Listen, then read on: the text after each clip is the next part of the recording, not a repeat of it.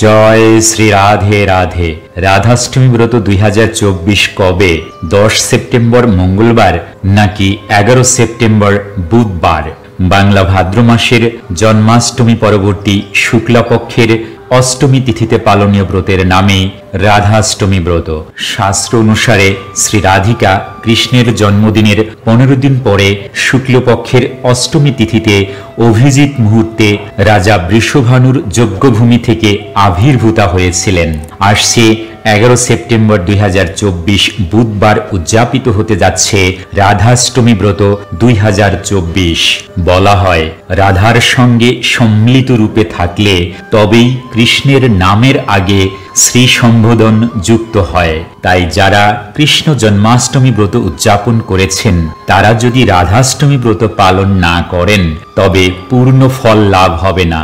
আর এজন্য কোনরূপ সংশয় না রেখে নিষ্ঠা সহকারে পরিবার পরিজন সকলে মিলে পালন করুন এই রাধাষ্টমী ব্রত। রাধে রাধে। তো সুধী বৈষ্ণব ভক্তবৃন্দ, সবাইকে ভক্তিপূর্ণ দণ্ডবত প্রণাম। কৃষ্ণ কৃপাশ্রী সুরেশ চ্যানেলটির আরও একটি নতুন পর্বে আপনাদের সবাইকে সুস্বাগত।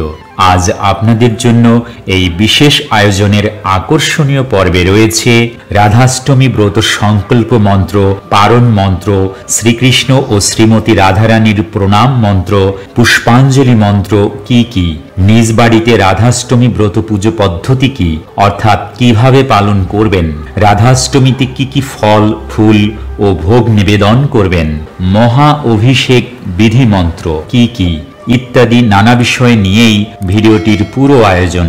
আশা করছি পুরো আয়োজনে সাথেই থাকবেন এবং কমেন্ট বক্সে অবশ্যই লিখবেন জয় শ্রী রাধে রাধে। রাধাষ্টমী ব্রত সংকল্প মন্ত্র। ব্রতের দিন প্রথমেই সকালে স্নান সেরে স্বচ্ছ বস্ত্র ধারণ করে এই সংকল্প মন্ত্রটি পাঠ করবেন। ভাদ্রে মাসে শুক্লপক্ষে অষ্টমা তিথৌ ড্যাশ ড্যাশ গোত্র ড্যাশ ড্যাশ দেবশর্মা রাধাষ্টমী ব্রতম অহম করিষ্যে। তো এখানে প্রথম ড্যাশ বা শূন্যস্থানে নিজ গোত্রের নাম বলবেন এবং দ্বিতীয় ড্যাশ বা শূন্যস্থানে নিজের নাম বলবেন।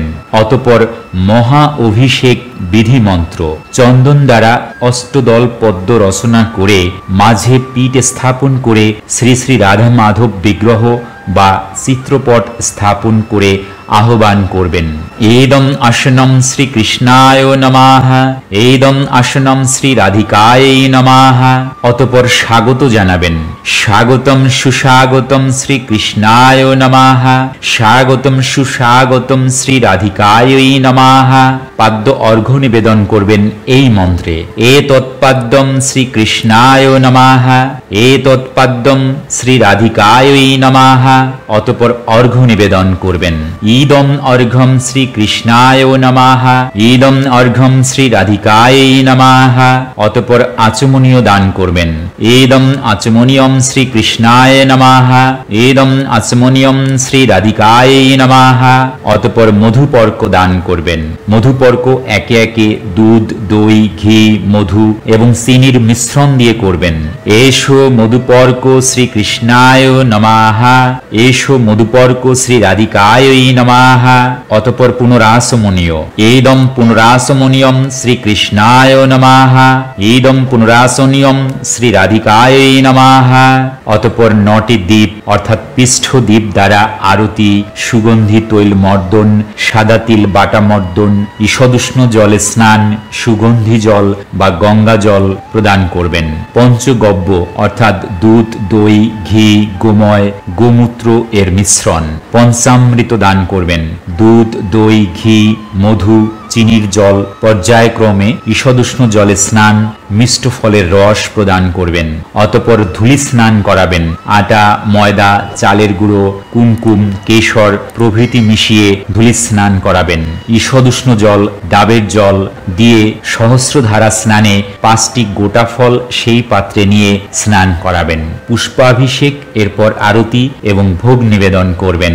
আরতি করবেন যা যা দিয়ে: পঞ্চপ্রদীপ, জলশঙ্খ, ধূপ, ধূপ, দীপ, চামর, ব্যঞ্জন, ময়ূর পাখা, শুদ্ধ বস্ত্র, গন্ধপুষ্প, তাল পাখা ইত্যাদি দিয়ে অতঃপর বিশেষভাবে প্রার্থনা করবেন। শ্রী শ্রী লক্ষ্মী দেবী বিশ্বের বন্দনীয় যুবতীগণ দ্বারা পূজিতা হলেও রূপ, নবযৌবনাদি সম্পত্তি, সৎ স্বভাব এবং মনজ্ঞ লীলা বিষয়ে যে রাধিকার সমান নন এবং যে শ্রী রাধিকা অপেক্ষা জগতে অধিক গুণসম্পন্না কেউ নেই, সেই শ্রী রাধিকা আমাকে তার শ্রী পাদপদ্মের দাস্য দান করুন।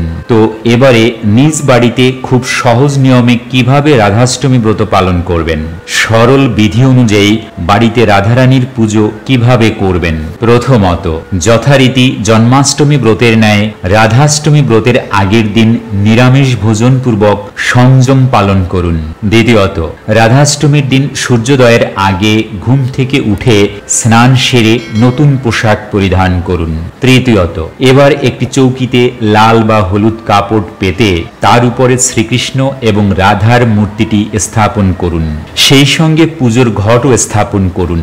যে পাত্রে রাধারানীর অভিষেক করাবেন সেটি একটি উঁচু স্থানে স্থাপন করতে হবে বা পিঁড়ির মতো কোনো স্থানে পাত্রটিকে স্থাপন করুন। চতুর্থত, অগুরু মিশ্রিত চন্দন দিয়ে অষ্টদল পদ্ম অর্থাৎ 8টি পাপড়ি বিশিষ্ট পদ্ম এঁকে নিয়ে চিত্রপট বা রাধা মাধব মূর্তি স্থাপন করুন। সুগন্ধি ধূপ দীপ জ্বালিয়ে নেন। এই মন্ত্রের মাধ্যমে আহ্বান জানাতে হবে। মন্ত্রটি হচ্ছে ইদম আসনম শ্রী কৃষ্ণায় নমঃ, ইদম আসনম শ্রী রাধিকায় নমঃ। অতঃপর পঞ্চামৃত অর্থাৎ দুধ, দই, ঘি, মধু, চিনির মিশ্রণ দিয়ে স্নান করাতে হবে। শুদ্ধ জল দিয়ে স্নান করাতে হবে। নবমত, শ্রী রাধা মাধবকে বস্ত্র ও অলঙ্কারে ভূষিত করে আসনে স্থাপন করুন। দশমত, ফুল চন্দন দিয়ে সাজিয়ে দিন। একাদশতম, শ্রীকৃষ্ণের পাদপদ্মে তুলসী পত্র এবং রাধারানীর পাদপদ্মে ফুল অর্পণ করুন। দ্বাদশতম, ভোগ নিবেদন করুন। এই মন্ত্রের মাধ্যমে স্বাগত জানান। স্বাগতম সুস্বাগতম শ্রীকৃষ্ণায় নমঃ, স্বাগতম সুস্বাগতম শ্রী রাধিকায় নমঃ। প্রণাম মন্ত্রসমূহ। প্রথমেই শ্রীকৃষ্ণ প্রণাম মন্ত্র। হে কৃষ্ণ করুণা সিন্ধু দীনবন্ধু জগৎপতে গোপেশ গোপিকাকান্ত রাধাকান্ত নমস্তুতে। শ্রীমতী রাধারানী প্রণাম মন্ত্র। তপ্ত কাঞ্চন গৌরাঙ্গী রাধে বৃন্দাবনেশ্বরী বৃষভানু সুতে দেবী প্রণমামি হরিপ্রিয়ে। রাধাষ্টমী পুষ্পাঞ্জলি মন্ত্র।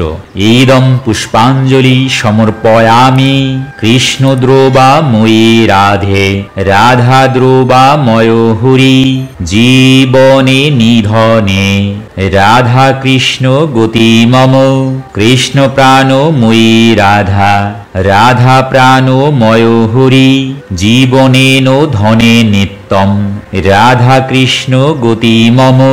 অতঃপর ধ্যান মন্ত্র।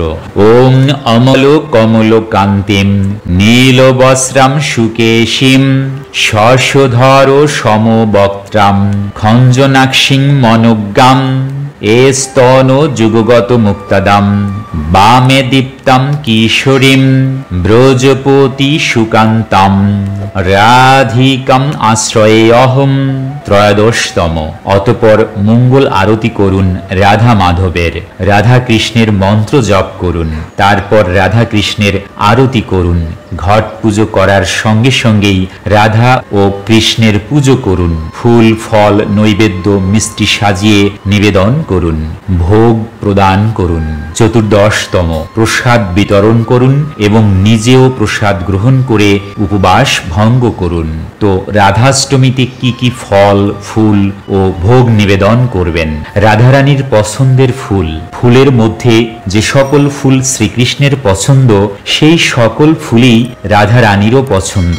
তবে পদ্ম, বকুল, কদম, মালতী ফুল, বিশেষ করে কাঠগোলাপ ফুল রাধারানীর প্রিয় ফুল। রাধারানীর পছন্দের ফল, ফলের মধ্যে যে সকল ফল শ্রীকৃষ্ণের পছন্দ সেই সকল ফলই রাধারানীরও পছন্দ। তবে বিশেষ করে আতা ফল রাধারানীর প্রিয়। রাধারানীর পছন্দের সবজি, সবজির মধ্যে মুখী কচু রাধারানীর প্রিয় সবজি। তাই রান্নাভোগ দিতে চাইলে মুখী কচুর নানা ধরনের ব্যঞ্জন তৈরি করে দিতে পারেন। মিষ্টান্ন, এছাড়াও নানা ধরনের মিষ্টান্ন বাড়িতে তৈরি করে দিতে পারেন। রাধে রাধে। অতঃপর রাধাষ্টমী পারণ মন্ত্র, সর্বায় সর্বেশ্বরায় সর্বপতয়ে সর্বসম্ভবায় গোবিন্দায় রাধেজিকো নমো নমঃ। মন্ত্রটি পাঠ করে নবমীর সঠিক সময়ের মধ্যে পালন করতে হয়। সবাই উপবাস পালন করে রাধারানীর বিশেষ কৃপা লাভ করুন। তো সুধী বৈষ্ণব ভক্তবৃন্দ, এই দুর্লভ মানব জীবনকে সার্থক করে তুলতে সর্বদা কৃষ্ণ ভাবনায় সম্পৃক্ত থাকুন, ভালো চিন্তা ও কাজ করুন। মনে রাখুন, জীবন ও মুক্তির পাথেয় পরমেশ্বর ভগবান শ্রীকৃষ্ণ।